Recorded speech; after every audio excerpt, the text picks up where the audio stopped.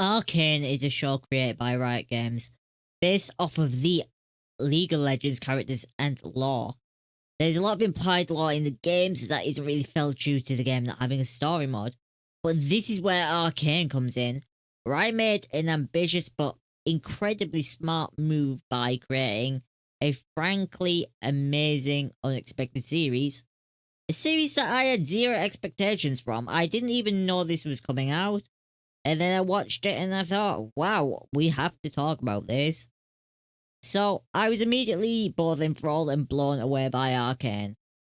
Now, to get this out of the way to start, this review will contain no spoilers related to the characters or story. I'll not be discussing anything outside of the first episode apart from a brief discussion of the vibe at the end of the series. Again, there will be no spoilers. So to start, the beginning of the show starts on the bridge that connects Piltover and Zorn. Zorn mainly being known throughout the series as the Undercity. The episode opens with a very sad, melodic song being sung by Jinx amidst the sounds of battle and chaos. Smoke and destruction can be seen, and as the smoke clears, the camera moves in as we see one of the Piltover enforcers dispatch somebody from the Undercity.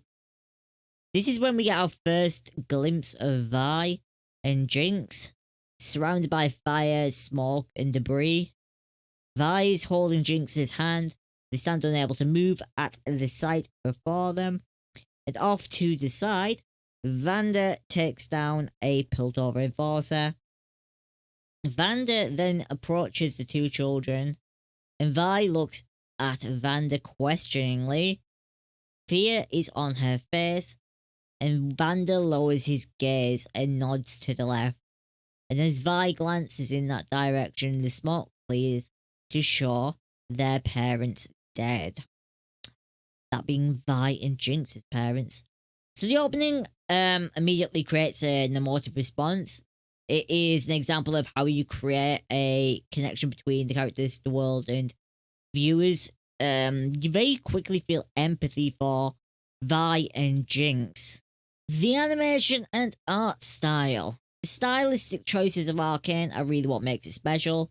They chose to go with a very Pascal-esque art style that gives the show the ability to have very dark, gritty scenes and environments, whilst also allowing great vibrancy. And when it comes to the characters like Heimdinger, Vi, and Jinx, you can really see this stand out in just their design and overall look and feel. In fact, the design is where this show shines. There's huge diversity in the background characters and scenes. It feels like a living, breathing world, and this keeps the show fresh. You see interesting creatures, cool murals, unique weapons. This contrast can be seen between Piltover and the Undercity.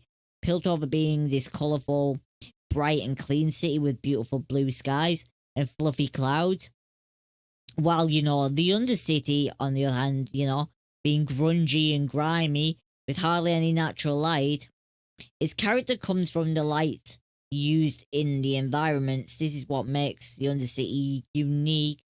The lamps, the star signs, the graffiti, the artwork, the sort of way they've adapted to build, their own sort of culture down there.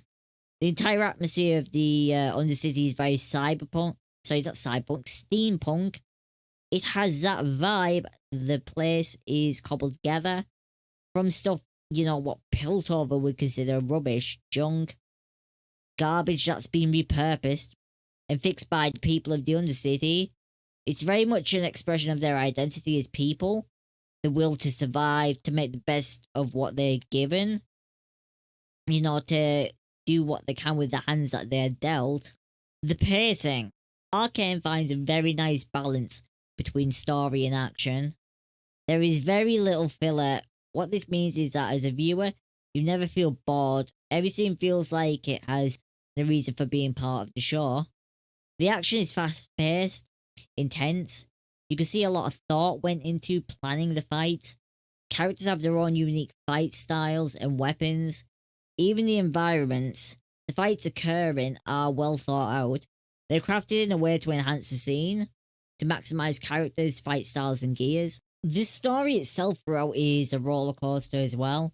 That's well paced. The feeling at the end is the same as at the beginning. It's a very emotional scene, and throughout the show, they managed to keep the emotions going up and down.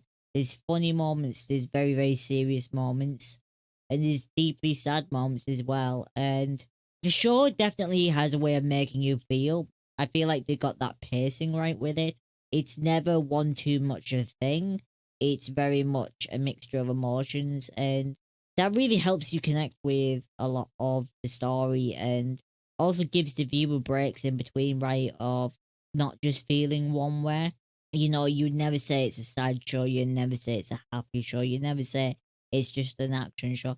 It's all well rounded, it's overall well produced together. And like I said, the end feels like the beginning. They really wanted to tell a story with this. I think that's perfectly clear.